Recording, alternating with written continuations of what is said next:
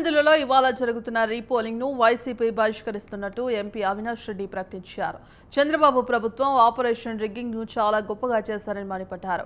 పులివెందులలో ఒక కొత్త సంస్కృతికి చంద్రబాబు తెరలేపారని ఆగ్రహం వ్యక్తం చేశారు. ఇదే పరిస్థితి భవిష్యత్తులో చాలా చోట్ల చేయవచ్చునని చెప్పారు. ప్రజాస్వామ్యాన్ని కాపాడాల్సిన బాధ్యత ఎన్నికల కమిషన్ పై ఉందంటూ ఘాటు విమర్శలు చేశారు. నిన్న జరిగిన పులివెందుల జెడ్పీటీసీ ఎన్నికలు ఎలా జరిగాయో రాష్ట్రం మొత్తం చూశారని, ఇతర నియోజకవర్గాల నుంచి వందలాది మంది టీడీపీ వారు ఎలా బూత్లు ఆక్రమించారో అందరికీ తెలుసని అవినాష్ రెడ్డి అన్నారు. ఈ రోజు తెల్లవారుజామున 2 గంటలకు కేవలం 2 బూత్లలో మాత్రమే రీపోలింగ్ ప్రకటించారని, తాము 15 బూత్లలో రీపోలింగ్ జరగాలని, కేంద్ర బలగాలతో ఎన్నిక జరపాలని కోరామని తెలిపారు. కేవలం తప్పించుకునేందుకు రాత్రికి రాత్రి కేవలం 2 బూత్లలో రీపోలింగ్ అంటున్నారని మండిపడ్డారు. అసలు ఏజెంట్లను కూడా బూత్లోకి రానివ్వలేదని, అన్ని ఆధారాలు బయటకు వచ్చాయని చెప్పారు. మహిళల ఓట్లను కూడా మగవాళ్లు వేసేశారని ఆరోపించారు అవినాష్ రెడ్డి. కోర్టును ఆశ్రయిస్తామని ఈ రీపోలింగ్ డ్రామాను తెర మీదకి తెచ్చారా అంటూ ఆయన ప్రశ్నించారు. ఈ 15 బూత్లలో రీపోలింగ్ జరపాలనేది తమ స్టాండ్ అని అన్నారు. ఈ 2 బూత్లలో జరుగుతున్న రీపోలింగ్ ను తాము బహిష్కరిస్తామన్నారు. మొత్తం 15 బూత్లలో ప్రజాస్వామ్యం అపహాస్యం అయిందన్నారు. ఒక గ్రామంలో ఉన్న వైసీపీని ఎదుర్కోవడానికి జిల్లాలో ఉన్న టీడీపీ కేడర్ మొత్తాన్ని గ్రామంలో దించారని అవినాష్ రెడ్డి అన్నారు. ఇదే పరిస్థితి భవిష్యత్తులో చాలా చోట్ల చేయొచ్చని చెప్పారు. ప్రజాస్వామ్యాన్ని కాపాడాల్సిన బాధ్యత ఎన్నికల కమిషన్ పై ఉందన్నారు. నిన్న జరిగిన అరాచకాన్ని కప్పిపుచ్చుకునేందుకే ఇప్పుడు రీపోలింగ్ పెడుతున్నారని ఆరోపించారు. అన్ని సెంటర్లలో పోలీసుల సహకారంతో వైసీపీ ఏజెంట్స్ ను బయటకు నెట్టేశారని అవినాష్ రెడ్డి చెప్పారు.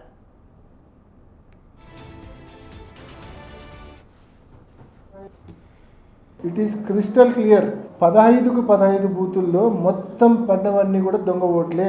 మా ఏజెంట్నే లోపలికి రానిలేదు. మందలు తెలుగుదేశం పార్టీ కార్యకర్తలు, అంత జిల్లా వ్యాప్తంగా ఉన్న కార్యకర్తలందరూ పులివెందుల మండలం మీద పన్నారు. చిన్న మండలం 15 బూతుల మీద పన్నారు. నిన్న నలుపురెడ్డిపల్లె ఎన్ని ఆధారాలతో సహా, ఎర్రిపల్లె ఎన్ని ఆధారాలతో సహా బయటకు వచ్చినాయి. ఎర్రిపల్లెలో ఈ కమలాపురం లేసింది, నలుపురెడ్డిపల్లెలో జమ్మలమడుగులు లేసింది, ఆధారాలతో సహా బయటకు వచ్చినాయి. ఇంత క్రిస్టల్ క్లియర్ గా ప్రూఫ్స్ ఉండగా మీరు కంటి తుడుపు చర్యగా కేవలం 2 బూతులతో పెడతా ఉన్నారంటే అసలు ఈ డ్రామా ఎందుకు మీరు చేస్తూ ఉన్నారనే ప్రశ్నలు కూడా తలెత్తుతూ ఉన్నాయి.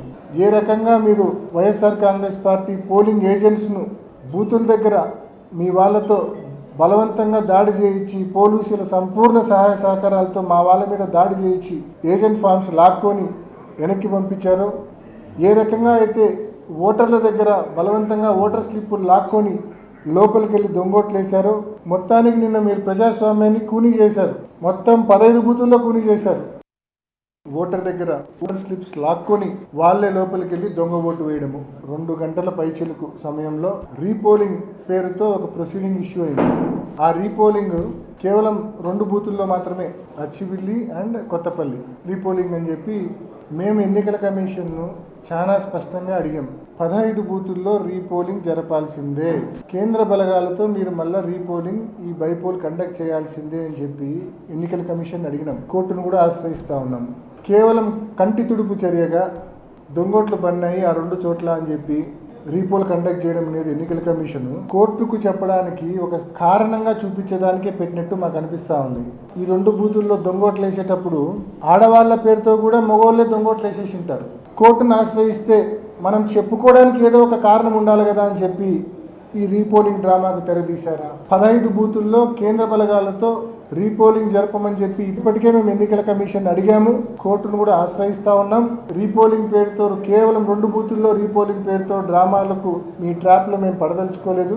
కాబట్టి ఈ ఎన్నికలు మీరు చెప్తున్న ఈ 2 బూతుల్లో రీపోలింగ్లో మేము పాల్గొనదలుచుకోలేదు.